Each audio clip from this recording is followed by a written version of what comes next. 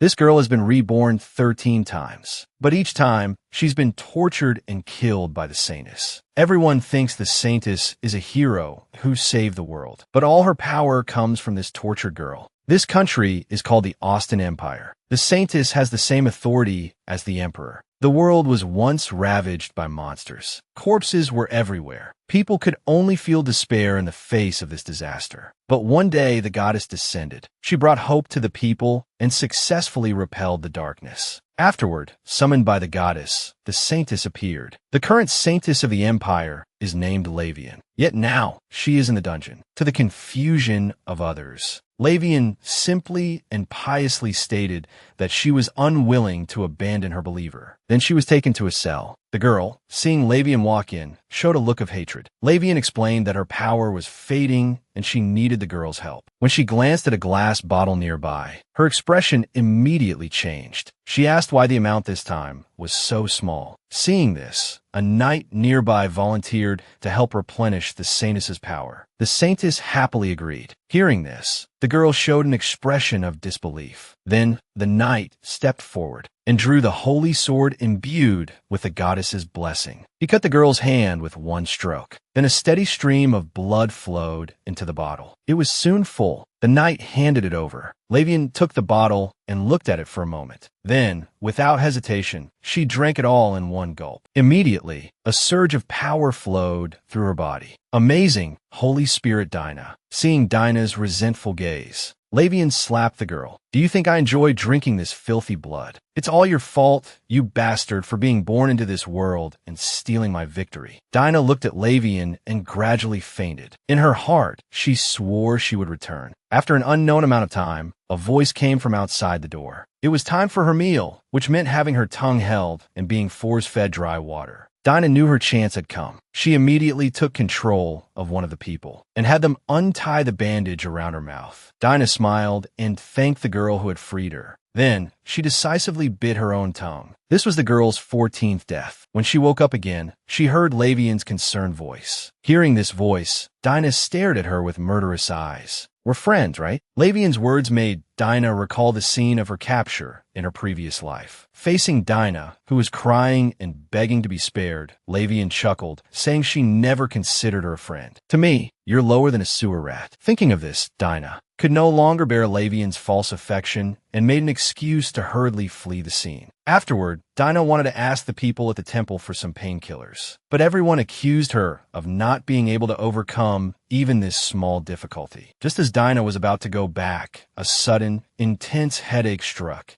But she knew there were still many things to do. She needed to return to her room and check the date recorded in her diary. When she saw the date was year 381, she froze. Because all her previous rebirths had been in year 382, before the current Saintess's death. Could this be her final rebirth? To escape this cycle of fate, she had tried countless times. But no matter what kind of injury, it would always be healed by her power. The only way she knew to kill herself was to be bound to the holy magic tool in the prison. Then Dinah came to the statue of the goddess. She had once been grateful to the goddess because, as a beggar, she was always hungry, until she was discovered by the temple to possess power. Finally, she didn't have to go hungry every day and had a place that was willing to take her in. But in the end, she still lost everything. She looked at the statue in front of her and asked why it had given her such power. Didn't she want to be used anymore? The girl possessed power and should have become a revered saintess. But she was imprisoned, used as a tool to provide power to the false saintess. After being tortured and abused countless times, the girl found a chance to commit suicide and end her life. But every time, she would be reborn back to the time when she was a saintess candidate. So being captured again was only a matter of time. So he hoped to find a way to permanently end the cycle of hellish reincarnation. And just now, Dinah thought of a way to end it all. That is, to find an opportunity to attack Duke de Huey. He is the Empire's murderer. Countless lives have been lost at his hands. So after she attacks him, it wouldn't be strange for her to be executed on the spot. And next, it will soon be the annual temple celebration. As one of the 4 great nobles of the Empire, Duke de Huey will definitely be there. Thinking of this, Dinah accidentally bumped into someone. But at this moment, she didn't care about the other person's insults at all. She only hoped in her heart that Duke de Huey could completely end her life. and then Dinah was suddenly called out to on the road. It turned out to be the blonde knight, Harid. Dinah had once admired Harid for his kindness, but he later became Lavian's knight, and throughout Dinah's countless hellish reincarnations, he never once tried to save her. He is a complete hypocrite, so Dinah directly ignored Harid's concern. She brushed past him and ran off. At this moment, Duke de Huey was preparing his attire for the temple celebration, and the butler understood at this moment that because of his poor relationship with the temple, he was deliberately wearing black clothes to the white-themed temple celebration. Just as the butler was about to suggest the Duke change his clothes, the Duke gave a benevolent look indicating his decision. So the matter of the clothes was settled. At this time, the Duke's two sons noticed that their father was going out. So the two asked their father to bring back some gifts when he went out. Dennis wanted the book that was being sold at the Divine Transformation this time, while Judy excitedly said that she wanted a little sister. Duke de Huey had a headache when he heard this request, but when he saw Judy's obviously unhappy expression and her accusation that he was favoring Dennis, he patiently explained to Judy, "If you want a playmate of the same age, I can satisfy that. But a sister is not possible, because your mother is no longer. So what?" Hearing this, Duke de Huey was suddenly embarrassed and didn't know how to explain. So he turned to Dennis for help, and Dennis said, "Just adopt a little sister." On the way to the temple, the butler suggested that there was no need to overthink it. It was just a whim of the young master. But the Duke didn't think so. In order to compensate for the lack of maternal love, he satisfied their every whim, which led them to obtain anything too easily. And this also made them easily tire of anything, even people. If he could find a good child this time, perhaps it could make up for this problem of the brothers. On the day of the temple celebration, Duke Dahui sat impatiently in the uppermost seat. At this moment, Dinah couldn't imagine that the distance between them was so far. And just then, two girls ordered Dinah to go to the warehouse to carry chairs. But Dinah, having reincarnated many times, had already seen enough of these kinds of petty scenes. So she bluntly refused them.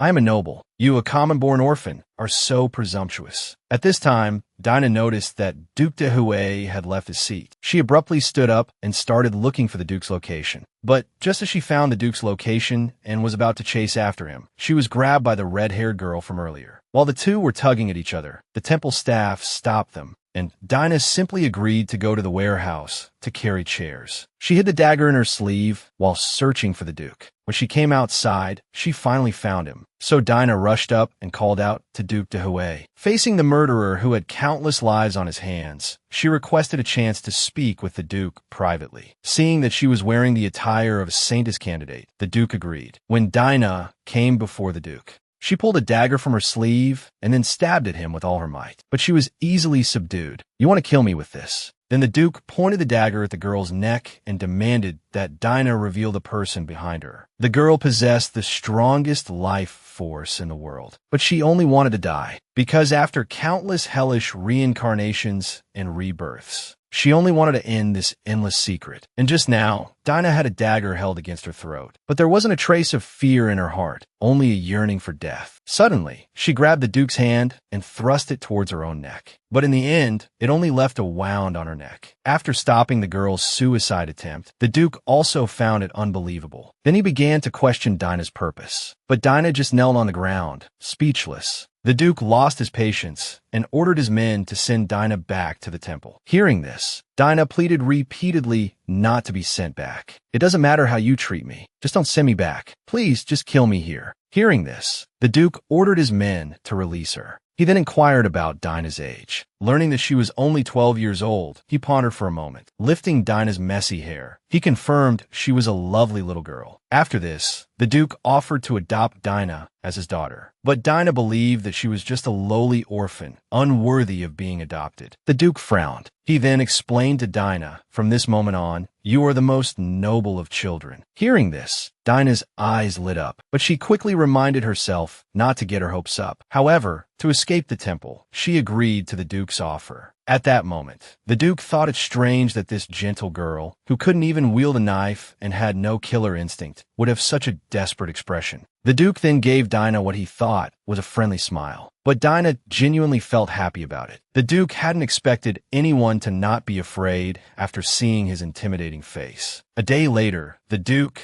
accompanied by his butler, went to the temple and requested to take a Saintess candidate. Generally, the Saintess candidates, as property of the temple, could not be taken away. But if it was just a summer candidate, it could be arranged depending on the circumstances. When the Duke said he wanted to adopt Dinah, the two temple staff members searched for a while before finding her.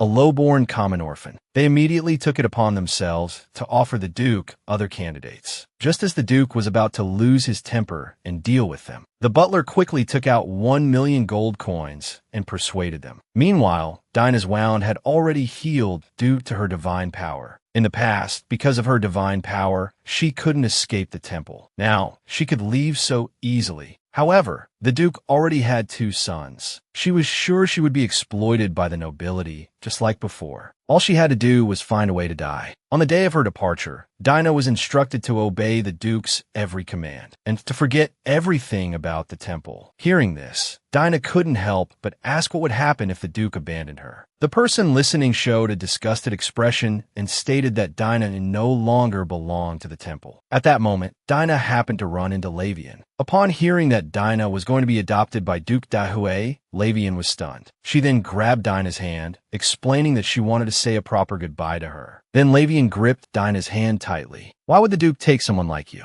Don't you think it's strange that a worthless orphan like you is being adopted by the Duke? But Lavian quickly realized her outburst. She then put on a pitiful expression, explaining that she had spoken out of grief. After witnessing Lavian's ugliness once again, Dinah took Lavian's hand and offered a final prayer. Although it sounded like a beautiful blessing, in Dinah's heart, it was a hateful curse. Finally, Lavian gently pulled her hands away, thinking about Dinah's knowing gaze. Just because Dinah was chosen by the goddess and possessed divine power, she was imprisoned in the dungeon, providing power to the false saintess. After countless rebirths, Dinah finally escaped the hellish cycle and found someone willing to care for and love her. Just moments ago, Dinah had been led to the main gate by the temple staff. She soon saw the butler approaching her. They both naturally bowed to each other. The butler found this a bit awkward. He then explained, "Miss, you are now a member of the Tertia family. And the Tertia family is the only ducal family in the empire. And you are the Duke's only daughter. Your actions represent the honor of our family." After this, the butler invited Dinah into the carriage, assuring her that she would get used to things in time. On the way back, she apologized to the Duke. The Duke replied that he was merely keeping his promise. Even so, for Dinah, this was much better than dealing with those two-faced people. However, the Duke noticed that Dinah was deliberately keeping her distance. He began to consider how to comfort his new daughter. When he offered to buy her some gifts, Dinah repeatedly shook her head in refusal. This left the Duke perplexed. Suddenly, he decided he wanted to give Dinah a name. Because his deceased wife had told him if they ever had a daughter, she wanted to give her a name that shone like a star. Then, the Duke named the girl Estelle. This name, for you, signifies a new beginning. It also refers to a child who shines like a star. But Dinah thought she was unworthy of such a name. Because her whole life had been trapped in darkness, she had never shone. The Duke immediately interrupted her. "You will be the only daughter of the Tertia family, more dazzling than anyone. I will give you everything." Although Dinah understood that she would eventually have to give up her old life, this beautiful name was chosen specifically for her. Even if she could only enjoy this happiness briefly, she was happy. After a while, Dinah fell asleep in the carriage. The Duke finally had time to take a good look at his daughter. When he saw Dinah's dirty and tattered clothes, he clenched his fists in anger, wishing he could immediately return to the temple. He then called the butler and ordered him to turn the carriage around. When Dinah woke up, she found herself brought to a luxurious shop. At the entrance, the Duke explained that it was the most luxurious clothing store in the Tertia territory. From now on, she could choose any clothes she wanted. As soon as the shopkeeper saw the Duke arrive, they hurried forward to greet him. The Duke explained that his visit was also impromptu and that he hoped to pick out several outfits for his daughter. Only then did the shopkeeper notice the little girl behind the Duke. They then crouched down, held Dinah's hands, and asked her name and age. After hearing her reply, the shopkeeper led Dinah to a side room and gave her some clothing catalogs to choose from. Dinah seemed a little restless and asked the shopkeeper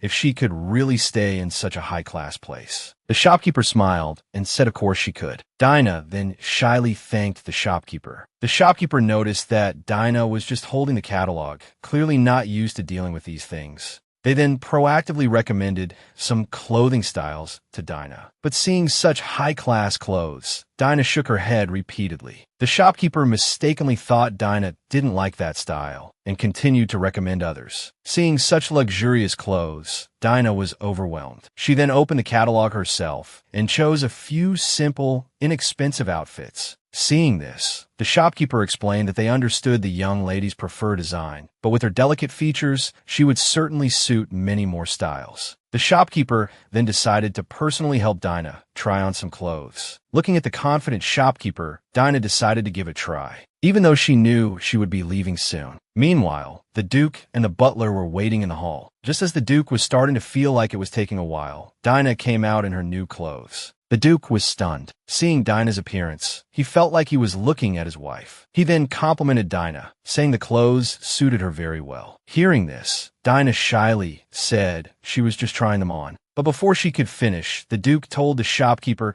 to quickly take his precious daughter to try on other clothes. Everyone was then captivated by Dinah's cuteness. Seeing this, the Duke immediately ordered the butler to pack up all the clothes Dinah had just tried on. Finally, the Duke looked at the tired Dinah and asked if she wanted to pick out a few more. The shopkeeper brought Dinah's old clothes and asked the Duke what to do with them. The Duke believed his precious daughter didn't need to wear the temple's rags anymore, so he told them to throw them away. After a while, they finally returned to the Duke's mansion. Dinah began to worry about how the Duke's two sons would treat her. Dinah, having just been adopted, was already being doted on by her father. Any clothes Dinah wore were all packed up to be taken home. Even his own sons couldn't bully her. Just now, Dinah returned home with her new father. As soon as she entered, she was welcomed by numerous maids and servants. Dinah stood there, feeling a little overwhelmed. Just then, Judy and Dennis noticed their father had returned. They quickly noticed Dinah. Dinah also guessed that these two were the Duke's sons. Suddenly, she noticed Dennis's contemptuous look. Her heart skipped a beat. She understood that, ultimately, she was just an adopted orphan and wouldn't be welcomed by them. The next moment, Judy came up to Dinah and looked her over. Her eyes then lit up as she asked her father how he managed to get her sister out. Hearing this, Dennis pinched Judy's cheek and explained that Dinah was adopted. The Duke, about to have a headache, was relieved to hear Dennis explain for him and readily agreed. Judy then started pestering Dinah with questions. When she heard Dinah was from the temple, Judy blurted out that she was picked up from the temple. Hearing such inconsiderate words, Duke Dehue warned Judy, asking if she had too little homework recently. After apologizing, Judy was about to slip away, but the Duke immediately stopped her, telling her to show her sister around the house. Judy immediately refused, suggesting that Dennis was more suitable for such a task. But Dennis had already run off. Under pressure from the Duke, Judy had no choice but to agree. Along the way, Judy was still puzzled by her father's decision, while Dinah marveled at the spaciousness of the house. Judy then told Dinah she could choose a room for herself on the third floor. Watching Dinah carefully selecting a room, Judy thought she looked a bit like their mother. Soon, Dinah stopped in front of her room. Seeing Dinah choose this room, Judy became somewhat agitated, because this was the room she used to sneak out. But seeing Dinah's beautiful and adorable appearance, she agreed, but on the condition that Dinah accompany her to meet someone. Judy then extended her hand to make a pinky promise with Dinah. After the promise was made, a servant came forward to inform them that the Duke was waiting for Miss Dinah. Shortly after, Dinah was brought to the dining area. Looking at the desserts she had never seen before, Dinah hesitated to try them. Then the Duke took out the adoption papers and handed them to Dinah to sign. Looking at the document, Dinah wondered if a single signature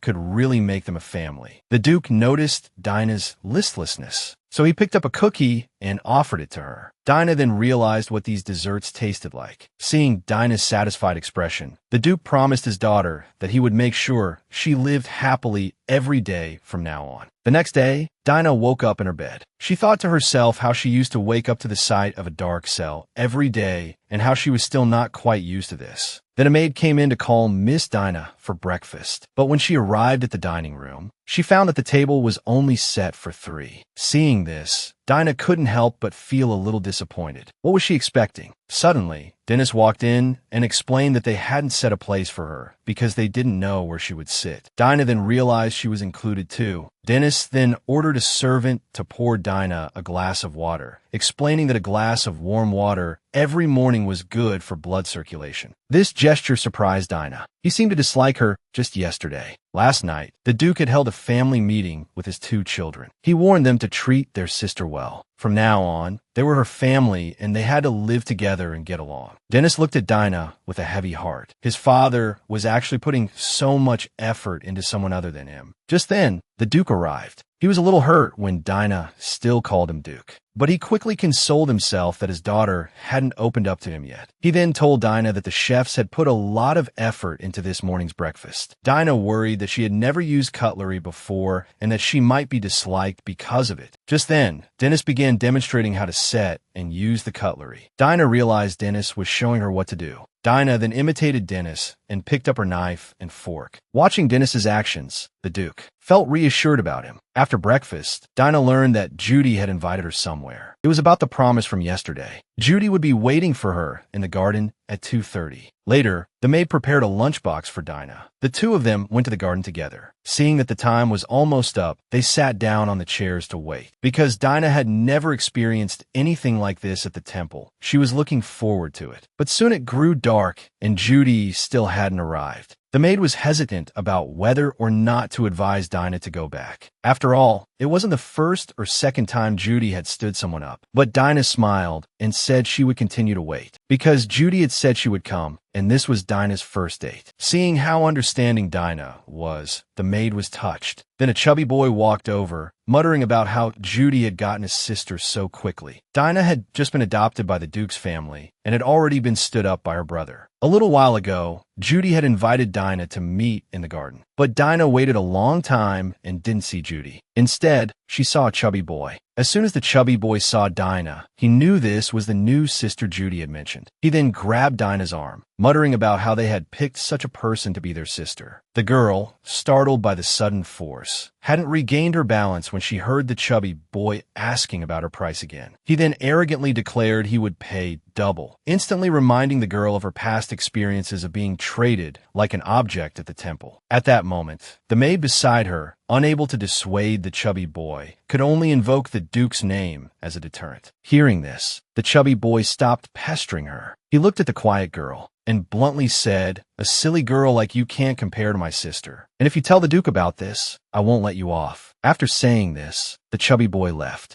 Before the maid could comfort her, the girl had already sat down on a chair, hugging her knees. The girl knew she had always been afraid of nobles, but in this situation, she was so frightened she couldn't utter a word. Soon, she noticed a small dog appear in front of her. Stroking the cute puppy, the girl felt some comfort for her distress. The maid was still worriedly asking if she wanted to go back and rest, but the girl wanted to stay with the puppy a little longer. Meanwhile, Judy had just left the auction house. She then asked her attendant what time it was. She thought Dinah should have gone back long ago. She figured she just needed to apologize to Dinah and everything would be fine. But on her way home, she passed by the park and saw Dinah. Seeing her sister waiting there foolishly for so long, she angrily yelled at Dinah, "It's almost evening. Why are you still here?" Suddenly, she realized she shouldn't be so angry. Dinah then explained that she liked it there, and that's why she stayed so long. After saying this, Dinah leaned against Judy. Seeing how tired Dinah looked, Judy bent down to carry her home on her back. Although Dinah insisted she still had energy, Judy still carried her. On the way, Dinah demurely asked Judy if she was heavy. Judy turned her head and told Dinah not to call her miss anymore. "We're family now." Hearing this, Dinah shyly buried her head. "Okay, Judy, sister." Judy then apologized for being late, promising she would never forget their appointments again and asked Dinah not to wait so foolishly in the future. "If anyone makes you wait, I'll make sure they regret it." Listening to these comforting words, Dinah fell asleep without realizing it. It was evening by the time the 2 of them finally got home. Dennis, watching everything from the window, decided to prioritize his promise to Ace. Dinah merely fell ill, and yet she begged the Duke to kill her. Earlier, Dinah had been carried home by Judy. After returning home, Dinah slept for 2 whole days. Everyone thought she was seriously ill. In her dream, Dinah saw a boy. He gently checked Dinah's temperature. After confirming she didn't have a fever, he held Dinah's hands and wished her not to get sick again. "If you get sick, my heart will ache too." Then Dinah woke up. She noticed the Duke and Judy were by her bedside, not the unfamiliar boy. Confused as to why everyone was in her room, Judy explained that Dinah had developed a fever upon returning home and hadn't woken up for 2 days. Dinah unconsciously clutched the blanket. She began to suspect that the time for her saintess awakening had come. Seeing Dinah's fear, the Duke gently stroked her head. "Have you always been this frail?" At this moment, Dinah noticed Judy's expression was a little unnatural. Then she received a rabbit doll from Judy. Judy, acting tsundere, explained that she only brought it because the rabbit looked like Dinah. After Judy left, Dinah absent-mindedly squeezed the doll. She was certain that her saintess awakening had come early, but she didn't know how this was related to her current rebirth. Who was the boy who comforted her in her dream? Why hadn't she seen him in all her previous reincarnations? Thinking of this, Dinah hugged the doll tightly. After a while, a maid brought a group of people to Dinah's room. This group of people were all doctors the Duke had called to examine her. After being examined by some of them, Dinah was so exhausted that her body was trembling. The Duke, having just finished his work, came to check on her. Seeing that Dinah was even weaker than before, he began to reprimand the doctors. Seeing this, the doctors could only say they would examine her again. Dinah nervously glanced at the doctor, then suddenly jolted. The doctor was looking at her with an icy stare. Noticing Dinah's gaze, the doctor turned to the Duke and explained that Dinah was physically fine and just needed some rest. However, the girl was still trembling. She recalled the looks she often received at the temple, looks that made her feel like something incredibly dirty. Thinking of this, Dinah couldn't help but apologize to the Duke. Upon hearing this, the Duke sat beside her and told her that being sick wasn't something to apologize for. "Although I don't know what you've been through," he said, "as your family, we just want to make sure you're safe. There's nothing to be sorry for." These words dispelled the anxieties of her past memories, bringing Dinah back to the warmth of the present. That night, heavy rain began to fall outside. The Duke looked out the window, his heart filled with worry for Dinah. He knew she was easily frightened. Just as he was about to instruct the butler to check on her, Dinah's maid rushed in, her face etched with worry. The Duke hurried to Dinah's room and found her huddled on the floor, wrapped in a blanket. She turned her head, trembling all over. As the Duke moved to comfort her, he heard her plead, "Please, kill me. I'm afraid to breathe, afraid to live. Please, I beg you, take me away." The Duke finally realized that his daughter had been abused. He ordered the butler to investigate and ensure those responsible paid a heavy price. Just moments ago, he had rushed to Dinah's room only to find her kneeling on the floor, begging him to kill her. It was all because of the past. Whenever it thundered and rained, Lavian would torment and abuse Dinah, claiming it was because she was in a bad mood. Dinah trembled, begging Lavian to stop. The Duke kept calling her name, finally bringing her back to her senses. Looking at his terrified daughter, he asked if she knew where she was. He frowned when she mistakenly thought she was at the temple. He reassured her that she was at the Duke's mansion. Dinah, still trembling, apologized for the commotion, inadvertently revealing that she had been locked up in the temple and abused by Lavian. Although she quickly corrected herself, claiming it was just a nightmare, the Duke caught the name Lavian. Recalling his daughter's fear, he wasn't about to let it go. He gently lifted Dinah into his arms and promised to stay with her. He carried her to bed and asked if she had been bullied at the temple. He wasn't surprised when she denied it. He simply asked again when she had become afraid of thunder. When she still wouldn't confess, he gently placed his hand on hers. "I won't let anyone bully my daughter," he said. "So, from now on, you can feel completely safe in our home." Just then, Judy arrived with a pillow, explaining cheerfully that she was worried about Dinah being scared of the thunder and had come to stay with her. She walked over to the bed, placed her pillow down, and lay down. "I'll protect you," she said. The Duke was relieved to see this harmonious scene. Judy, settled in bed, noticed her father hadn't left yet and asked if he was planning to sleep there too. After a while, Dinah was still awake. The Duke reassured her, "I won't leave just because you've fallen asleep." Once Dinah was asleep, the Duke called for the butler. He instructed him to investigate whether Dinah had been mistreated at the temple, paying particular attention to a saintess candidate named Lavian. The butler reminded the Duke that Lavian was the daughter of Duke Browns. But the Duke insisted that regardless of whose daughter she was, if his child had been abused, there would be consequences. The next day, Dinah woke up and found that Judy and the Duke had stayed with her all night. This image of her family warmed her heart. Later, she ran into Dennis. After exchanging greetings, Dennis invited her for a walk in the garden. Dinah, though surprised, agreed. As she began to wonder if they were even going towards the garden, Dennis apologized, admitting he hadn't actually intended to go to the garden. He explained that he had brought her out to avoid the prying eyes of the household. He then confessed that he didn't accept her as his sister. He wasn't as naive as Judy. Dinah, showered with affection by Judy and the Duke, had unknowingly aroused Dennis's suspicion. On the night of the storm,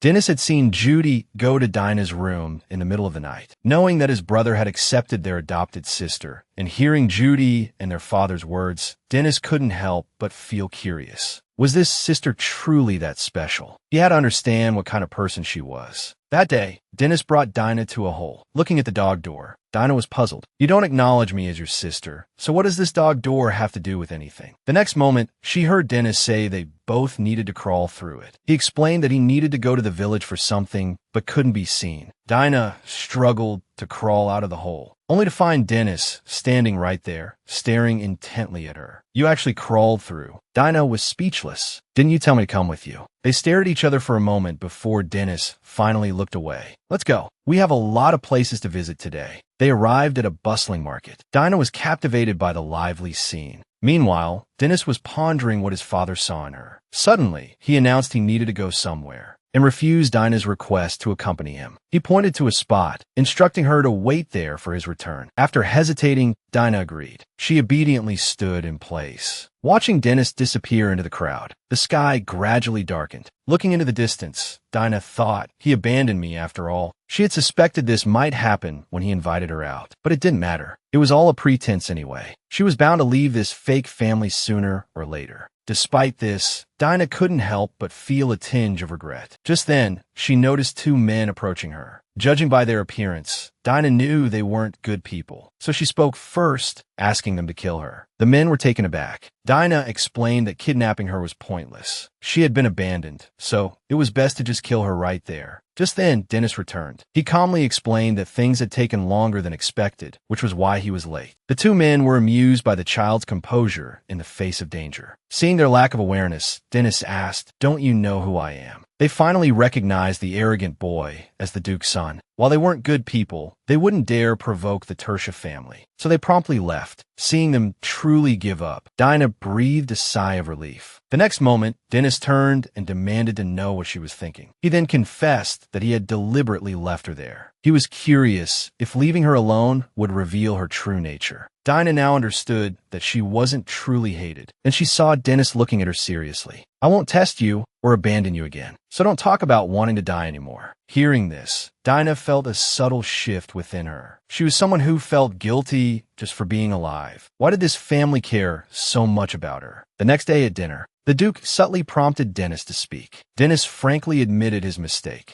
The Duke was quite satisfied with Dennis's apologetic attitude. He then reiterated to everyone that Dinah was their sister, a member of the family. From now on, they should all get along well. Then the Duke remembered that the brothers' birthdays were approaching, so he needed to ask for their opinions. Hearing this, both Judy and Dennis began to share their ideas. Seeing the brothers arguing, Dinah didn't have a chance to speak. The Duke noticed this, so he proposed doing something special at their birthday party, introducing Dinah to everyone. Seeing Dinah's startled and confused expression, the Duke explained that the birthday party would be the perfect opportunity since everyone would be gathered there. Dinah was still hesitant. After all, she just wanted to disappear quietly. Then she heard the Duke say he would find her an etiquette tutor. Seeing the Duke's overflowing affection, Dinah could only agree. After dinner, the butler had already prepared resumes of potential tutors. Although they were all top graduates, the most qualified tutor already had another student. To this, the Duke simply said, then offer them triple the salary to switch. The butler then reported that another matter had been investigated. Hearing this, the Duke immediately put down what he was doing. According to the investigation, there were no incidents of imprisonment or abuse of Saintess candidates in the temple, and Lavian is indeed the daughter of Duke Browns. And before entering the temple, Lavian had already been chosen as the next Saintess and was receiving education. It seems unlikely that such a person would secretly abuse anyone in the temple. The Duke also understood. Although there was no clear evidence, his daughter's despairing expression was the best evidence for him. Dinah's words were surprisingly praised by everyone. The Duke even framed her words, preparing to display them for all to see. He declared that Dinah's paintings had surpassed the empire's most famous painter. But Dinah felt self-conscious about her paintings. In the past at the temple, her paintings were scorned by everyone. They were even called the level a 3-year-old could achieve. That day, Dinah discovered many painting tools in her room. Enthusiastic about painting, she immediately began to create. At this time, a maid nearby noticed Dinah's actions. She tremblingly accepted Dinah's painting, not only because of its beauty, but also because the portrait on it was of herself. Dinah smiled and said it was a gift for the maid. Upon hearing this, the maid happily praised Dinah's artistic talent. Just as she was about to report this to the Duke, Dennis, outside the door, heard the commotion and walked in. After understanding what had happened, Dennis also asked Dinah to paint a picture for him. But Dinah simply excused herself, saying her paintings were particularly ugly. Hearing this, the maid anxiously urged Dinah to have confidence in herself. After Dennis requested again, Dinah shyly agreed. While Dinah was painting, Dennis observed his sister out of the corner of his eye. Watching his sister's focused expression, he couldn't help but find it amusing. Suddenly, he noticed a golden light flashing in his sister's eyes. This sight stunned Dennis. But the next moment, Dinah announced that she had finished. Dinah was a little apprehensive that Dennis would be disappointed in her. Then she heard Dennis call her name. He excitedly held the painting in his hands and asked Dinah why she hadn't told everyone about her talent. After hearing that Dinah had never even studied painting, Dennis patted his sister's head and sincerely praised her, saying, "You're really amazing." Then, Dennis excitedly ran out with the painting. Dinah finally understood that she also had something she excelled at. She began to look forward to being praised by others. Meanwhile, the Duke had just finished military training. He was complaining to the old butler that the soldiers had become very lax recently, and none of them were reliable. Then he asked about the whereabouts of his wife and daughter. He learned that his daughter was painting in the courtyard. The Duke thought for 0.1 seconds, then went directly to the courtyard. Dinah was sitting in the pavilion painting. Engrossed, she didn't notice the Duke approaching. Finally, she finished the painting in her hand. As she was preparing to think about the content of the next painting, she noticed the Duke sitting beside her, smiling. Then the Duke asked Dinah if she could paint one for him as well. Seeing Dinah's flattered expression, the Duke reassured her that it didn't matter how the painting turned out. He then put on a sad expression, saying, "If I'm rejected like this, I'll just have to find someone else." However, in reality, the Duke had just recently rejected other people's requests for portraits. But Dinah, at this moment, was completely charmed by the Duke. Seeing his daughter agree, the Duke's lips curled into a smile. At this time, the secretary ran over anxiously to report to the Duke. The butler explained that Dinah was painting a portrait for the Duke. The secretary was speechless upon hearing this. Hadn't the Duke just rejected other people's requests? Unexpectedly, the Duke overheard the secretary's muttering and gave him a warning glare. Then the Duke gently asked his daughter if she wanted to learn how to paint. Not just painting, he said, anything you're interested in. After thanking the Duke, Dinah said that her painting was finished. The Duke took his daughter's painting and was startled. He then called the secretary over to take a look. Although the secretary and the butler had already anticipated it, the quality of this painting still exceeded their expectations. The Duke immediately decided to display this painting at the upcoming harvest banquet. He then instructed the butler to hang the painting in his frame. The butler explained that the frame had already been taken by Dennis. The Duke wasn't angry. He simply instructed them to prepare a bigger and more ornate one for Dinah. Watching the delighted Duke, it was unexpected to see this side of him. What he didn't expect even more was how the Duke would show off his daughter at the banquet. Everyone praised the painting lavishly. Only one person wore a grave expression. At the banquet that night, the Duke watched the nobles engage in their tedious business and mutual flattery with boredom. Suddenly, he challenged them, inquiring about the results of the recent military training. Hearing this, the atmosphere immediately shifted, and they began to flatter the Duke's leadership. The Duke let out a cold laugh. He then followed up with a blunt question, "Do you truly think so?" Everyone fell silent. At this moment, the secretary stepped forward and informed the Duke that everything was prepared. Then, a large display was wheeled in.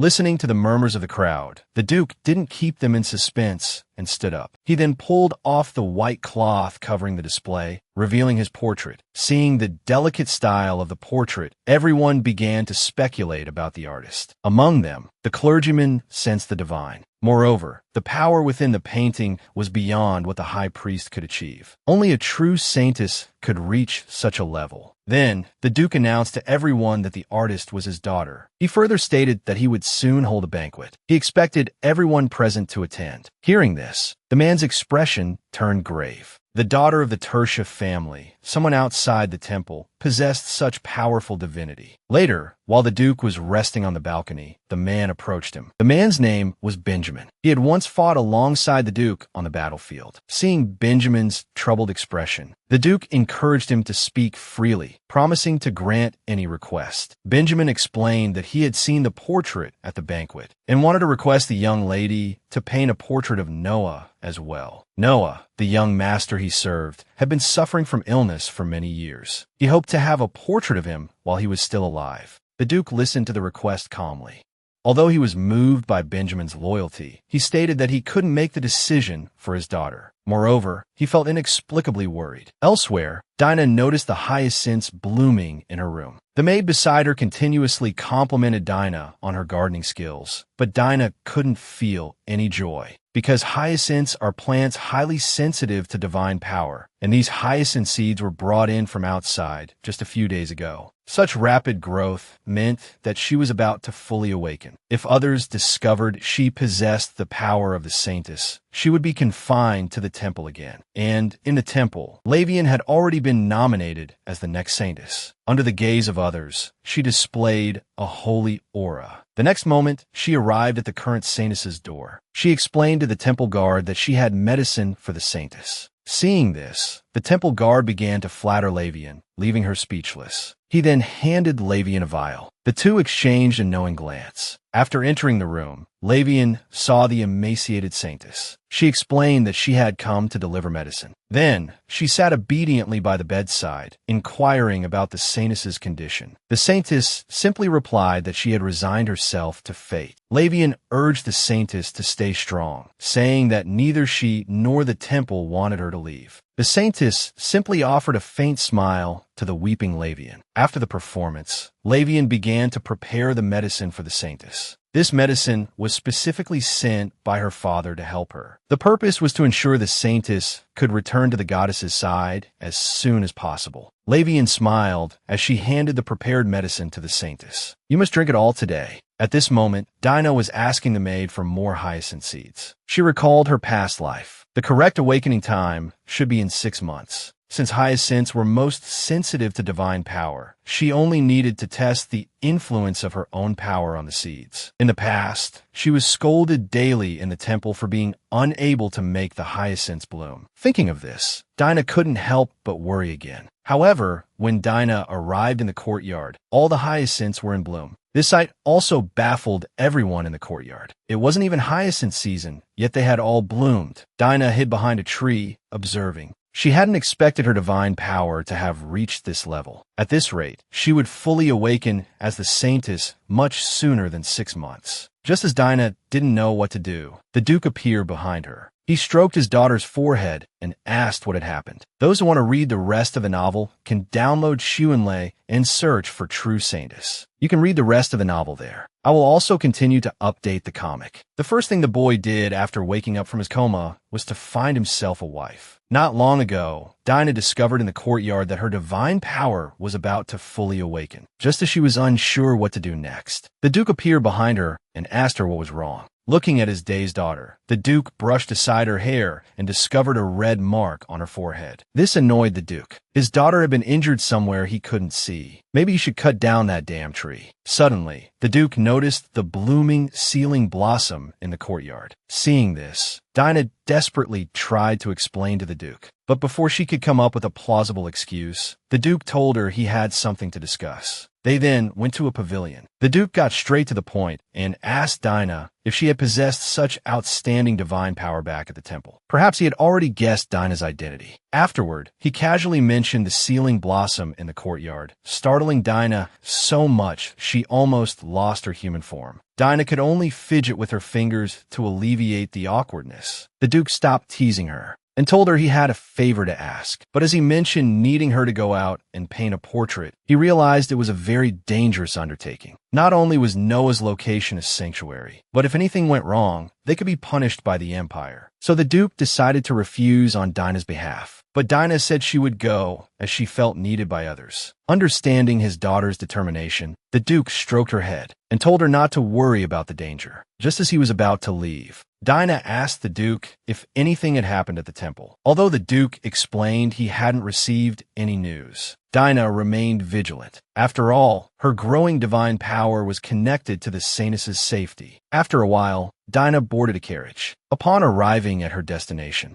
she was told she only had 2 hours. Entering the house, Dinah noticed that the place was a sanctuary. All of the Empire's sacred jade should be managed by the temple. This secluded sacred jade might have escaped the temple's control. Suddenly, Dinah felt a chill emanating from the room. Without thinking, she pushed open the door and noticed someone lying in bed. As she approached, she realized she seemed to have seen this boy somewhere before. But she quickly stopped her wandering thoughts, as she only had 2 short hours. However, for the portrait, she inevitably needed to observe the boy's features. She found him more handsome than anyone she had ever met. Although the Duke's family was also handsome, only Lavian could compare to him. Looking at the gradually completed outline on the canvas, Dinah realized it would be difficult to continue painting his face as his eyes remained closed. Suddenly, she noticed his hand resting outside the covers. Dinah sat on the boy's bed and held his hand. She thought that he must be very lonely sleeping here alone, just like she had felt when locked in the temple dungeon. Then, Dinah shared her divine power with the boy.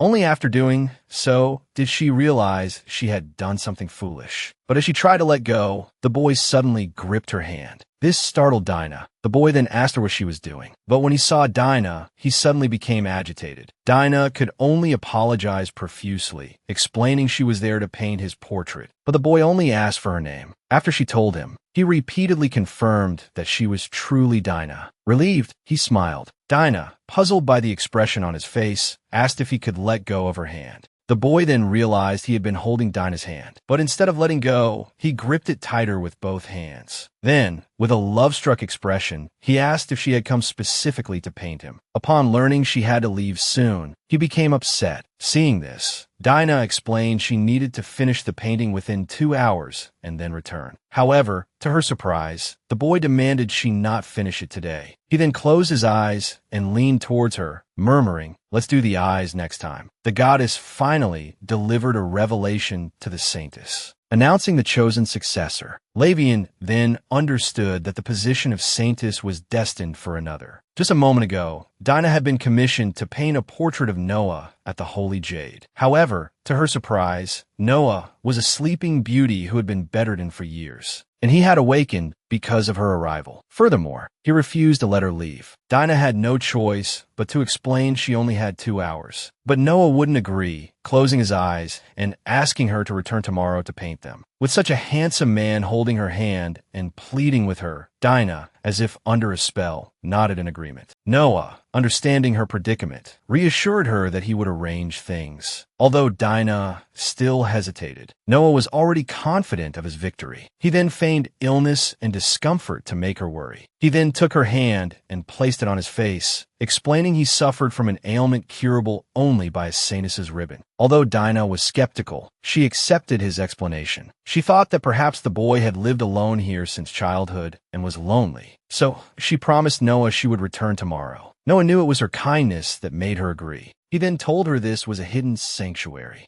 He expressed his joy at seeing his saintess here. Watching Noah's behavior, Dinah guessed he might have known her before. But why didn't she have any memory of him, despite having been reborn so many times? Lost in thought, Noah leaned closer, affectionately asking what she was thinking. He then took her hand again. This series of actions completely captivated Dinah, who had been single for 14 lifetimes. Blushing, she said she had to go, so they said their goodbyes.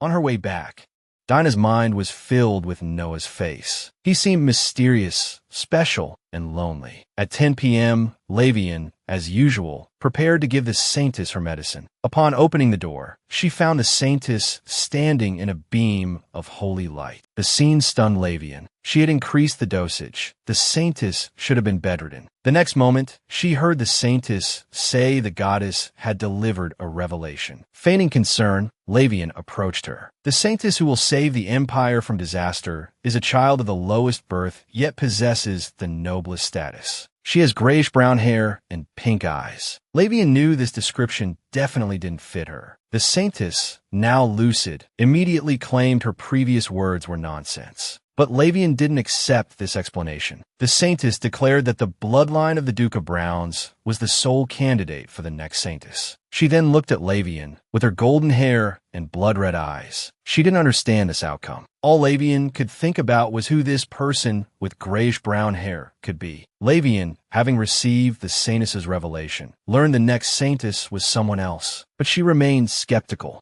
Because the goddess had made a pact with the empire. Every 3 generations, the Browns family would produce a saintess. And since birth, she had been designated as the next one. Her father had even told her not to consider any life other than that of a saintess. Faced with his high expectations, Lavian knew that becoming the saintess was her only future. To please her father, she had always strived for this goal. Lavian could only convince herself the saintess was senile. After leaving the saintess's room, she regained her usual composure. Suddenly, she encountered a family member who brought gifts and a letter from her mother. This pleased her. However, upon learning the Duke would personally visit the temple soon, Lavian's expression returned to its usual calmness. She then inquired about her fiancé. The family member awkwardly explained he was still asleep and hadn't replied. This answer made Lavian lose her patience completely. After all, 3 whole months had passed, and her fiancé's illness could only be cured by the high priest of the temple. Such a prolonged slumber indicated a deteriorating relationship between the royal family and the temple. The high priest might even be prepared to give up on him. Lavian was determined to prevent this. Lavian immediately instructed her attendants to prepare for her departure. Although they guessed her intentions, they couldn't dissuade her. She told them to keep the matter secret from the Duke, as she intended to leave discreetly. She had to see Noah. Meanwhile, in the sanctuary, Noah felt his health significantly improve. No matter how the priests used their divine powers, they had never been able to restore him to this extent. Thinking of Dinah's shy and adorable demeanor, Noah clenched his hands, praying to see her again soon. Just then, Benjamin opened the door and entered. Seeing Noah sitting on the bed and greeting him, he hurriedly knelt, inquiring about Noah's health. Noah smiled, explaining that after 3 months of sleep, any ailment would be cured. He then asked Benjamin if he had summoned Dinah. Benjamin now understood what had transpired. His suspicions had been correct. Only Dinah's divine power could save Noah. However, the prospect of keeping Dinah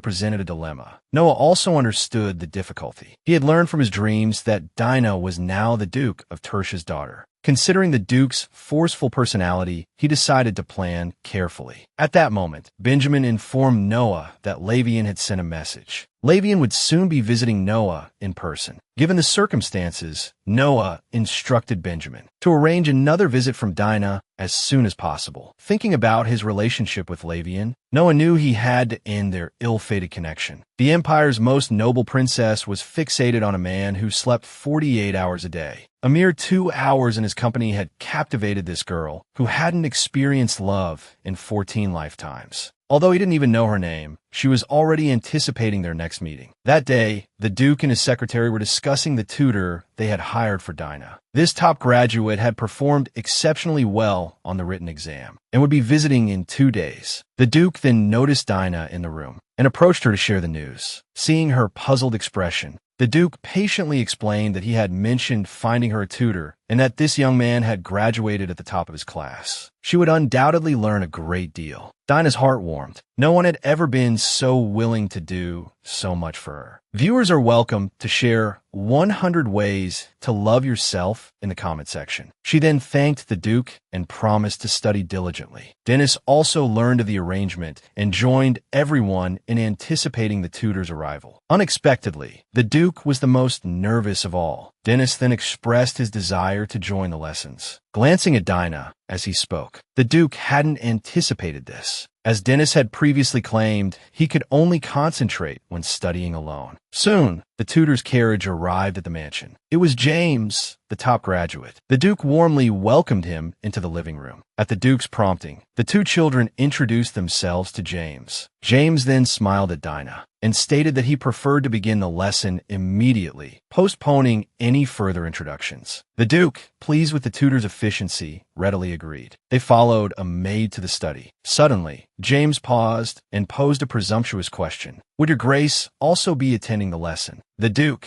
however, wore an expression that made refusal impossible. Seeing his father's permission granted, Dennis naturally received the same. James then commenced the lesson. The Duke and his secretary observed from the back, noticing the amicable interaction between Dennis and Dinah. A satisfied smile spread across the Duke's face. Dinah was clearly enjoying the lesson. Although James's lecture on imperial history and the legends of the goddess was material she had already studied in the temple. When James finished the lesson, he noticed both children wore expressions of wanting more. He politely asked if he should continue for a bit longer. Dinah, curious as ever, began to anticipate the next part of the lesson. After receiving the Duke's permission, James continued his lecture. At that moment, Judy returned from sword training at the academy. After learning that everyone at home was safe, Judy's expression turned fierce. "Now I'm going to collect a debt," she declared. It turned out that after the chubby boy bullied Dinah that day, the maid had reported it to Judy. Although Judy knew she was also largely at fault, she wouldn't let the person who called her sister a beggar off the hook. She went to the place where the chubby boy usually hung out. Soon, his lackeys surrounded Judy. The next moment, the lackeys heard Judy's cold voice. "Where's that Sebastian fellow now?" However, the chubby boy, Sebastian, had already run off to the countryside. He was feeling quite uneasy because when he received Judy's request to visit, he already knew her intentions. The next moment, Judy's voice rang out from the doorway. "Sebastian, you're here, aren't you?" Seeing that the chubby boy was indeed there, Judy gave a sinister smile. She threw one of the lackeys she was holding to the ground and walked toward Sebastian. Even though Sebastian knelt down and apologized, he still couldn't avoid a beating from Judy. Then Judy sat down and asked Sebastian why he hadn't hidden at home. "I know all about what you did to my sister. Are you tired of living?" However, Sebastian, for some reason, felt that Judy had made him lose face in front of his lackeys. He yelled at Judy, "What did I say wrong? She's a beggar. She's not your sister." Judy flew into a rage and gave Sebastian another beating. "If you ever say that about my sister again, it won't be this simple." Then Judy crouched down and reasoned with Sebastian. "Does that hurt? The pain my sister felt from your words hurt even more than this." Thinking about this, Judy started to blame herself for standing Dinah up that day. Because of Sebastian's insults, Dinah had secretly been heartbroken for a long time. "If I hadn't called Sebastian over, maybe my sister wouldn't have gotten sick afterwards. Afterwards, Judy ordered Sebastian to go to their house and apologize to Dinah. Sebastian was about to object, but seeing Judy getting ready to hit him again, he could only agree. After finishing this, Judy couldn't wait to go home and see her sister. At this time, Dinah was doing the homework James had assigned. For some reason, she remembered the portrait painting she was helping with. She couldn't help but wonder if she could go back tomorrow. The boy had promised to make arrangements for her. She was really looking forward to seeing him again. Thinking of the boy's expression of reliance on her, Dinah started daydreaming again. Suddenly, she heard a scream from the courtyard. A man was sitting on the ground, clutching his foot and wailing. It was unclear if he had a severe case of athlete's foot, but Dinah, hiding behind a tree, realized the man had been bitten by a venomous snake. She immediately spotted the white snake hidden in the flower bed. However, to her surprise, the white snake seemed to be staring back at her. To save those around her, the girl had used her divine power countless times to heal others. But each time, she was met with alienation and disgust. Now, the girl had been reborn 14 times. She immediately recognized that the man had been bitten by a venomous snake. But the girl hesitated about whether or not to step forward. Suddenly, hurried footsteps sounded from behind her. Bayun, the girl's maid, anxiously urged her to get inside and avoid being bitten by the snake. But the girl wasn't worried. She could sense that the white snake had only attacked to protect its unborn children. And she also believed she could communicate with the snake. So the girl decided to intervene once more. When she appeared before everyone, they all worried for her safety and told her to stay back. And this was the reason the girl decided to reveal her power. These workers were always kind to her. They would bring her flowers and check on her, or secretly use their free time to make her sweets. Perhaps they would fear her peculiarity in the future, but right now, these people were like family to her. So the girl resolutely approached the white snake. She expressed her understanding of the snake's protective behavior. She also promised that no one here would harm it. Then the white snake willingly crawled towards the girl, rested his head on Dinah's hand. Seeing this, Dinah asked the surrounding people for a basket. The white snake cooperated, coiling its entire body inside the basket. Seeing the previously ferocious white snake now docile as a little rabbit, the surrounding people became agitated. Dinah then turned her gaze towards the injured man. Although he feared being ostracized again, he decided to use his divine power to heal the wound. Under Dinah's power, the snake venom was quickly neutralized. She also cured the man's 82-year-old athlete's foot. After completing the treatment, Dinah lifted her head. The noisy commotion and the stares, as if she were a monster, pulled Dinah back to reality. Although she had long anticipated this reaction, she couldn't help but feel a little disappointed. In the end, she hurriedly fled the scene. However, Dinah's departure only intensified the crowd's commotion. The healed man, unable to stand it, spoke up, "I owe my life to the young lady." Meanwhile, Dinah could only think about what had just happened. Now everyone would be afraid of her. It was a shame she wouldn't be able to eat their pastries anymore. Seeing Dinah's sadness, the white snake nuzzled its head against her face to comfort her. At the same time, Dennis witnessed the entire incident from a window. Having witnessed his sister's ability to cure snake venom, he went to the study to search for books containing relevant information. Finally, he found a book about the saintess. Due to their prominent divinity, saintesses can communicate with almost any animal. The saintess's divine power is something no person or force can bestow. And because of the healing abilities granted by this divine power, the saintess is hailed as the savior of the empire. Dennis also found a way to verify the identity of a saintess in the book through the widespread blooming of hyacinths, or by the eyes turning gold when using divine power. Recalling his sister's appearance when she was painting him, Dennis believed his sister was the saintess. He began to wonder if his father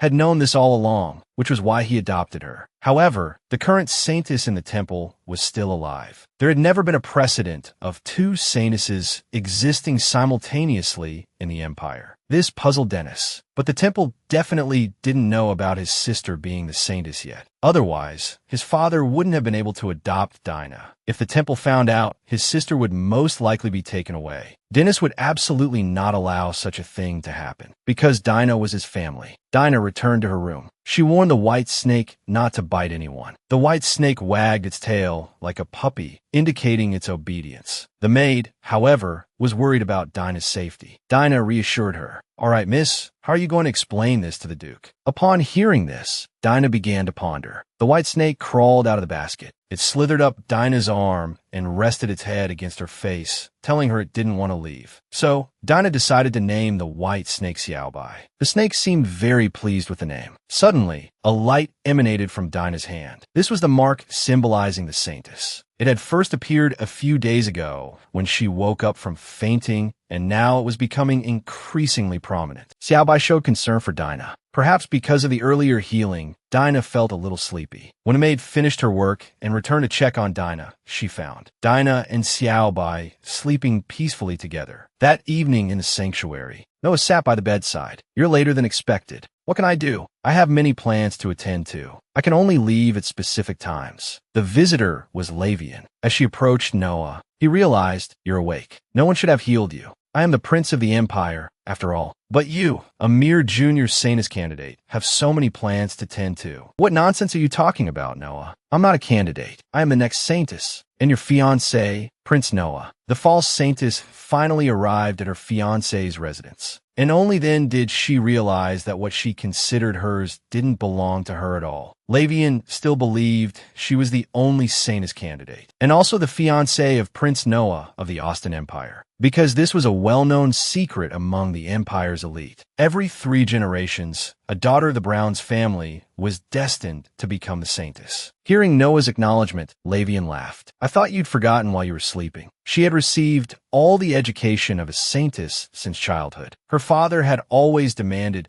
she uphold the saintess's responsibilities and obligations. So she always firmly believed that only she could be the saintess. No one was more suited for the position than her. Noah didn't argue. He knew Lavian had put in a lot of effort for the sake of becoming the saintess. It was also because of her constant striving that their engagement came about. But Noah still offered a word of caution. Insatiable greed would ultimately bring disaster upon oneself. If you continue to covet things that don't belong to you, you will eventually regret it. Lavian frowned, not understanding the meaning of Noah's words. "Think about it yourself. Is there anything you've been greedy for?" Lavian believed that such a thing was impossible. What could there possibly be that won't be mine in the future? As the future saintess, there's nothing I can't have. Noah looked at Lavian. "Is this your choice?" At this moment, Lavian suddenly realized that the atmosphere of the conversation wasn't what she had hoped for. Just as she was about to try and win Noah back, a cold voice startled her. "Didn't Duke Browns break off our engagement when I was ill?" Lavian could only awkwardly explain that it wasn't her intention. Noah chuckled. "It's already been broken off. Do you think it will change just because of your intention?" Lavian's face completely darkened, but Noah was relentless. "No matter what, I am a prince of this country. I should have a right to choose, shouldn't I?" Seeing Noah's indifferent attitude, Lavian was puzzled. She didn't understand why Noah was so self-assured, so she reminded him of his illness, which only she, the saintess, could cure. Noah turned his head and said to Lavian meaningfully, "It seems you're very certain it's you." Hearing this, Lavian's eyes narrowed sharply because she remembered the divine oracle issued by the former saintess. The description of the future saintess in the divine oracle wasn't her. Meanwhile, at the Grand Duke's mansion, Judy had just learned that her sister had brought a snake back home. The butler said that the snake had bitten someone in the backyard, and then her sister had taken it in.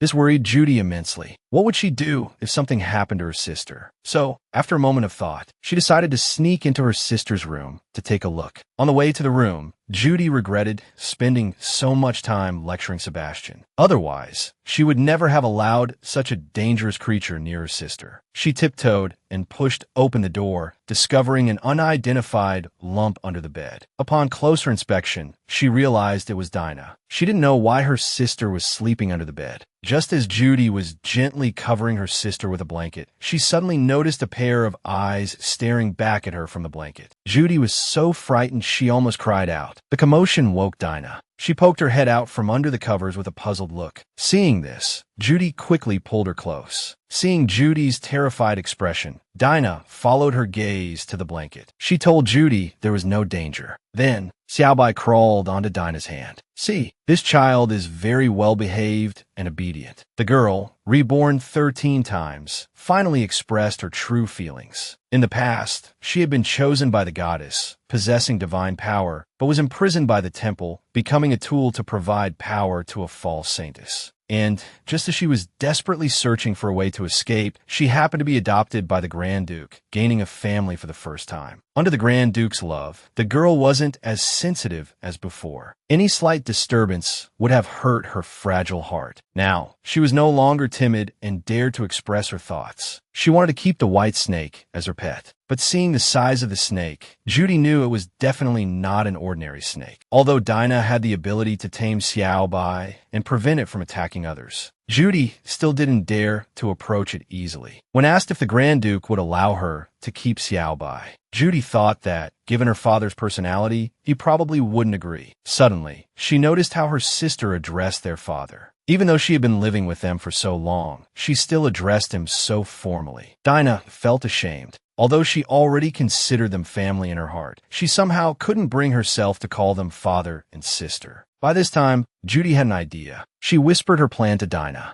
Dinah immediately blushed upon hearing it. The next morning, everyone gathered for breakfast. Seeing them chatting animatedly, Dinah felt embarrassed to interrupt and bring up the matter of Xiaobai. She wondered if she should wait until after breakfast. Judy noticed Dinah's hesitant demeanor, so she turned and told everyone, "Dinah has something to say this morning." Immediately, everyone's attention was focused on her. The Grand Duke encouraged her. When Dinah mentioned wanting a pet, the Duke wasn't surprised. He was always eager to fulfill his daughter's wishes. But when he heard it was a snake, he was taken aback. Still hoping for a different answer, he asked if she meant one of those harmless pet snakes. Judy, from the side, reminded him that it was a venomous snake. Hearing this, the Duke immediately refused Dinah's request. However, Dinah still wanted to try, telling the Duke she had the ability to control Xiaobai. But controlling a snake is difficult, even for a warlock. If bitten, an antidote would be hard to create. Although Dinah understood the Duke's refusal stemmed from concern for her, she still felt disheartened. Just then, she heard Judy whisper a reminder about last night's strategy, causing Dinah to blush crimson. Judy had anticipated their father wouldn't agree to such a dangerous pet, so she suggested Dinah appeal to his softer side. So Dinah, after a long time, called him father. The Duke looked at her in surprise. "I know you're worried about me, but just this once, is it okay? I want a venomous snake as a pet." The Duke remained firm. Following Judy's advice, Dinah tried acting cute. "Father, not even just this once." As soon as she said it, she regretted it. Seeing the Duke frozen, she worried she'd be scolded. However, the Duke just took a breath and asked what she had just called him. Dinah started to apologize, but the Duke interrupted. He told her to always call him that from now on. He recalled Dinah's despairing expression when they first met. Now she was calling him father. Perhaps she was finally opening up. Then, the Duke agreed to her request, warning her to be careful of the dangers. Dinah nodded, saying she understood. Judy and Dennis were happy for her. When they heard the Duke ask if she could say it again, Dinah tilted her head and called him father once more. The Duke was overjoyed. Having work to do, he left, his secretary hurrying after him. Once outside, the Duke sighed and told his secretary what had happened. The secretary was surprised. Their little mistress had finally opened her heart to the Duke. Although the Duke had fallen into daughter mode again, the house had become much livelier since the young lady arrived. The Duke decided to get his precious daughter a gift. He asked his secretary if they hadn't discovered a diamond mine recently. "Yes, but it's quite small and hasn't been developed yet." The Duke immediately decided to give the mine to his daughter. The secretary's heart nearly stopped, urging the Duke to reconsider. At this age, children love sparkly things, don't they? Knowing he couldn't dissuade the doting father, the secretary said he'd bring the documents to the study shortly. In the garden, Dinah had just finished her walk and was sitting on a bench, resting. Suddenly, she heard a commotion. Opening her eyes, she saw the men she'd cured of snake venom not long ago. She asked if they were back because their legs hadn't healed. Hearing they had recovered, Dinah was relieved, but the men hesitated, shuffling their feet. Suddenly, they presented her with a strawberry cake. Dinah was surprised by the gift.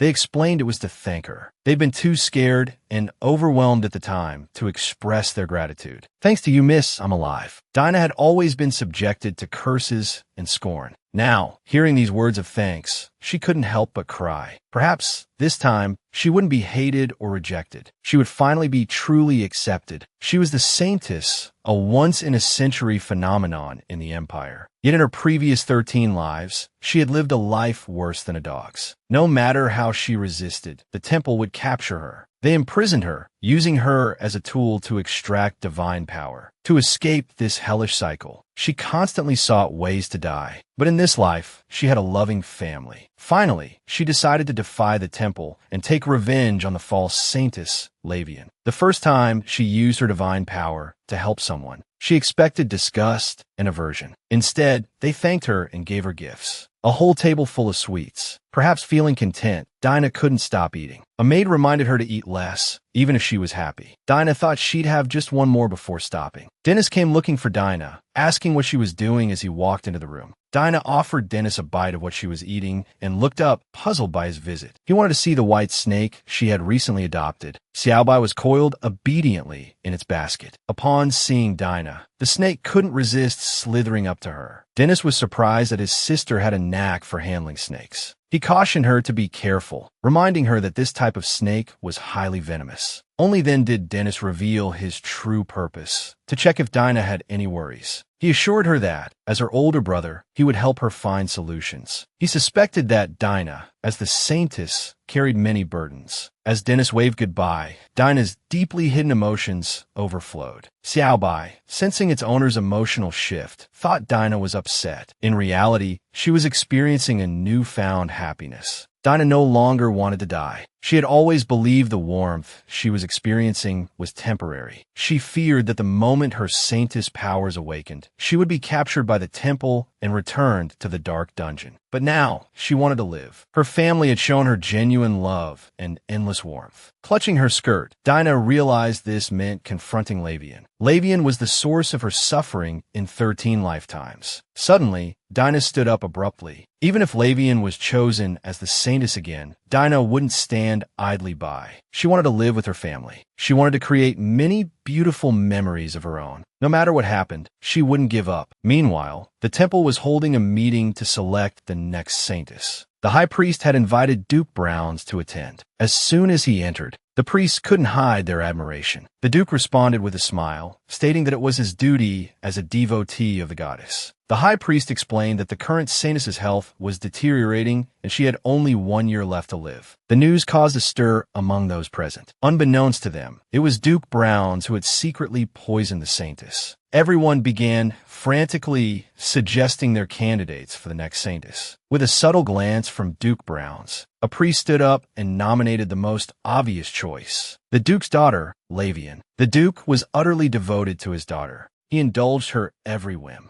He not only allowed her to keep a venomous snake as a pet, but also agreed to her request to spend time with her boyfriend. Not long ago, the temple held a meeting to elect the next saintess. Everyone agreed that Lavian was the best candidate. She had received a comprehensive education from the temple and came from the Browns family, the temple's most ardent supporters. The high priest then punished 2 priests for secretly transferring a captured saintess candidate out of the temple. Fortunately, the girl was a common orphan, and her adoptive family had paid a hefty sum. Everyone considered it a win-win situation. However, Duke Browns sensed something amiss. Duke Tertia, who was known for his disdain for the temple, had taken a captured saintess candidate. He suspected there was something unusual about the girl. He instructed others to investigate. After the meeting, Duke Browns approached Lavian and inquired about recent events at the temple, particularly regarding the next saintess. Lavian hesitated, unsure how to respond. Based on the current saintess's revelation and Noah's words, she had begun to doubt her own destiny as the saintess. Startled by her father's voice, Lavian quickly composed herself. She claimed the saintess hadn't given a revelation yet. She then subtly asked what would happen if the saintess awakened in someone else. Duke Browns abruptly set down his teacup. He told Lavian that such a thing wouldn't happen. "You were born to be the saintess," he said. "Don't doubt this undeniable truth." He reassured her that even if another child awakened as the saintess, he had ways to ensure Lavian would still claim the title. Inwardly, however, Duke Browns was surprised by the current saintess's resilience. Despite his efforts, she hadn't given a revelation yet, causing his daughter to feel uneasy. He recalled Duke Tertia's unusual behavior. He decided to take measures to ensure the position of saintess was secure. Meanwhile, Dinah, having finally received her father's permission, visited the small tomb in the sanctuary for the second time. Her father, the Duke, had initially refused to agree, deeply worried that his daughter might be inadvertently punished. However, he eventually succumbed to his daughter's persistent pleas and her repeated calls of Papa. Dinah pushed open the door and looked around, but found no one. Then, a voice came from behind her. The person explained that he was Noah's butler. He thanked Dinah profusely for visiting Noah. Seeing the man's gentle smile, Dinah let down her guard. She then belatedly introduced herself. Afterwards, the man led Dinah to Noah's room. Hearing the man say that Noah was sleeping again today, Dinah couldn't help but feel a little puzzled. When she saw Noah sleeping, she was speechless. She hadn't thought it possible for someone to actually sleep 25 hours a day. The butler then excused himself at the opportune moment, leaving Dinah and Noah alone. Dinah had come to finish the portrait she had started earlier. She remembered the first time she came. Noah was also sleeping like a log. So she decided to do what she did the first time and use her power to heal Noah. As a continuous stream of power flowed into Noah, he gradually woke up. The first thing he saw was Dinah beside him. Dinah nervously explained that she had come to paint his portrait, but Noah didn't care about any of that. Just seeing Dinah made his day. He struggled to sit up in bed, stretched, and thanked Dinah for keeping her promise. He then told Dinah that before she started painting, he had something else to ask her. Noah then led Dinah to the backyard of the cabin. This was the place Noah came to when he sought solace. Dinah started to speak, but Noah coolly asked her to call him by his name. He said he would be happier if she used his name. So Dinah shyly called him Noah. He then asked her what the butler meant when he said he had been sleeping for several days. Noah was touched by Dinah's concern for him. He then explained that he had an incurable disease, which was why he spent most of his time sleeping. The name of the disease was God's curse. Originally, everyone in this world possessed life force from birth. But if afflicted with God's curse, once the disease manifested, their life force would disappear. Only divine power could replace life force and thus delay death. Dinah had only read about this disease in the temple's books. It was said that all those afflicted would die before adulthood. This was also the reason why Noah could only live in the sanctuary, a place rich in divine power. But now things were different. Because of Dinah's presence, Noah asked Dinah if she remembered that he had something to ask her. Seeing Dinah's nervous expression, Noah smiled reassuringly and said it wasn't anything difficult. He simply wished that Dinah could always stay by his side. The saintess chosen by the goddess, because of the goddess's favor, had received the divine power of immortality. But she was imprisoned in the temple, reduced to a tool to provide power to the false saintess. Every day, she was forced to eat spoiled food, and anyone in a bad mood could beat her at will. She discovered that even the person she once admired, also, to please the false saintess, exploited her. Even so, Dinah still held onto the hope that Lavian would release her. Unfortunately, that was not to be. In the eyes of the false saintess, Lavian, she was nothing more than a rat. It was because of her that Lavian had lost the position of saintess that rightfully belonged to her. And this cruel woman was Dinah's half-sister. In the eyes of outsiders, Lavian was always so loving and powerful. But no one knew what kind of dirty heart lay hidden beneath her pure exterior. She tortured Dinah until she was covered in wounds, until she could no longer bear it and chose suicide. But because of her incredibly powerful divine power, every time she died, she would be reborn back to the moment she was first brought to the temple. And then the painful torture would repeat itself over and over again. Over time, Dinah completely lost the will to resist Lavian. She only wanted to find a way to escape this hellish cycle. Finally, on her 14th rebirth, she successfully gained a loving and protective family, and she met the boy she wanted to spend her life with. Hearing Noah suddenly say that he hoped she could always stay by his side, Dinah, who had been single for 14 lifetimes, times, immediately blushed. She realized there was no distance between her and Noah. Before she could answer, Noah smiled and thanked her. He said it was thanks to Dinah, so he could get back on his feet. That's why he thought of asking Dinah, who possessed a lot of divine power. It turned out Noah was afflicted by a god's curse, requiring a substantial amount of divine power to substitute for his life force in order to live. But Noah's condition was particularly severe. Even with the divine power from 3 high priest victories, it was only enough to sustain him for half a day. Thinking of this, Dinah's expression darkened. Could it be that Noah knew her identity as the saintess and was planning to use her like Lavian? Suddenly, a call brought Dinah back to the present. Your complexion doesn't look too good. Dinah saw that Noah had approached her unnoticed. Are you feeling unwell somewhere? He asked, clasping both of her hands tightly. If you feel this is unreasonable, you can refuse me. I don't want you to feel burdened by this. Just follow your heart. Such gentle words caught Dinah completely off guard. Noah clearly needed divine power more than anyone, but why wasn't he insistent? Instead, he was considering her feelings. So Dinah promised Noah that she would come back to this place to find him, but she needed to get her family's consent. Having always been used as a tool, this was the first time she had taken the initiative to speak, and her words were somewhat hesitant. But this only made her seem more endearing. It made Noah smile. He was grateful that Dinah was willing to do this for him. And in return, if there was anything he could do to help Dinah in the future, he would be completely at her disposal. Just then, a gaze enveloped Dinah completely. She abruptly turned her head, but saw no one. Although Noah also said there were only the 2 of them around, Dinah truly felt it. Suddenly, a woman far away in the temple abruptly opened her eyes. She was the current saintess of the temple. Because of her frail body, she had been bedridden for a long time. At this moment, her face was full of disbelief. She clearly saw the power of the next saintess appear on that child. According to the goddess's prophecy, the next saintess was supposed to be Lavian, born into the Browns family. Could it be that the goddess's prophecy had changed? Just as she was puzzled, Lavian's voice came from outside. She had intended to get out of bed to greet her, but suddenly froze. Lavian not only declared herself a saintess candidate, but also ordered the priest at the door to increase the saintess's medication dosage. Hearing this, the saintess finally understood. Her current state was all thanks to Lavian. The medicine Lavian had been giving her all this time was actually poison that weakened her divine power. For a moment, she found it hard to accept the reality. She accidentally knocked a photo off her bedside table. The 2 people outside heard the noise from inside the room. Lavian pushed the door open. "Saintess, are you awake?" She found the saintess sleeping peacefully in bed. After Lavian left, the saintess had already made up her mind. She absolutely could not let Lavian's plan succeed. She had to find that child as soon as possible. That child was the true next saintess who inherited the divine power from the goddess's prophecy.